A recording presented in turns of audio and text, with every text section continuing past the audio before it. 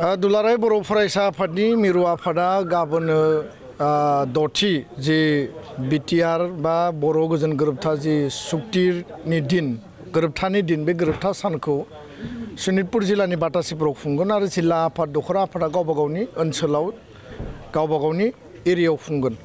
दा बे बेलायाव 6 बोसोराव सुक्तिनि माखासे दफाया मावफुंजाबाय आरो माखासे गुबै दफाया दाबो दङ। गुबै दफा होनना बुङोब्ला जि आर्टिकल 280 एमेन्डमेन्ट आरो संबिधानखौ एमेन्डमेन्ट खालामनानै बिटिसि बा बिटिआरआव मर अट'नमि होनायनि बा मर एडमिनिस्ट्रेटिभ आरो फाइनान्सियेल पावार होनायनि जि खोथा दङमोन बे खामानिया दाबो आद्रा जानानै दङ। बर' कसारि काउन्सिलखौ पुर्नांग मर्यादा होनांगौ, गामि नटिफिकेसन इलेक्सन खुंनांगौ, बे आद्रा जानानै दङ।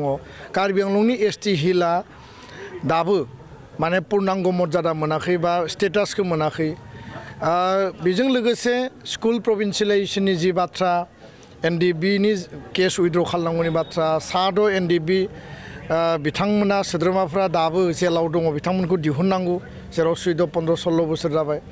अनुस्थान प्रतिष्ठान इनफ्रास्ट्राक्चार डेभेलपमेन्ट 1500 कौटिनि जि खोथा दङमोन, दा लासै लासै खामानि जौगानाया फैगोन।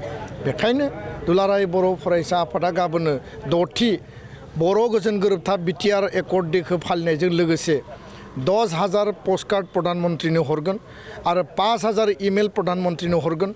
बिनि गेजेरजों सुक्तिखौ सम आरो आखरे आखरे मावफुंनांगौनि थाखाय भारत सरकार, आसाम सरकार आरो सुक्ति खालामग्रा आन्दलनकारिनि गेजेराव जि बुजाबुजि जादोंमोन बे कमिटमेन्टखौ भारतनि माने गाहाय मन्त्रि आरो भारतनि नखर मन्त्रि, आसामनि गिबि मन्त्रिया मावफुंनांगौ। बे खोथाखौ रिमाइन्डार होनो थाखाय जों गाबोन पस्टकार्ड आरो इमेल जोङो 15,000 टटेल गाबोननिफ्राय जोंनि फाथायहरनाय खामानिया सोलिगोन। थांनाय समाव 2020नि उनाव गोदान सरकार फैदोंमोन आरो प्रमद बर'नि सरकार, बिथाङा सरकार फैनायनि उनाव बे एकर्ड डेखौ सरकारि भाबै बिथांमोना खुंदों आरो दुलाराय बर' फरायसा आफादा जोङो निजाबबिया सिगनेटरि अर्गेनाइजेसन हिसाबै खुंदों। दा गोदानै हाग्रामा महिलारि दैदेननाय जिहेतु बियो बिटिसिनि गाहाय, बे सरकारा गिबि खेबनि थाखाय गाबोन बे बड' पिस एकर्ड डेखौ खुंनो थाखाय बिथांमोना थाम-थिम खालामदों। आं बिथांमोनखौ धन्यबाद होयो।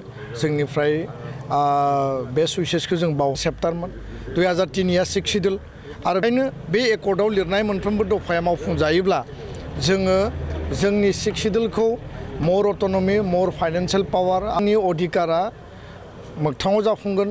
बड'लेण्डनि 6 सिडुलनि बाहेरायाव थानाय बर'फोरनि अधिकारनि खोथा, कार्बि आंलंनि अधिकार, कर्टआव 95 डिसपुटेड जालांदों, बेखौ मावफुंनांगौ आरो आद्रा थानाय 2020नि एकर्डखौ मावफुंनांगौ।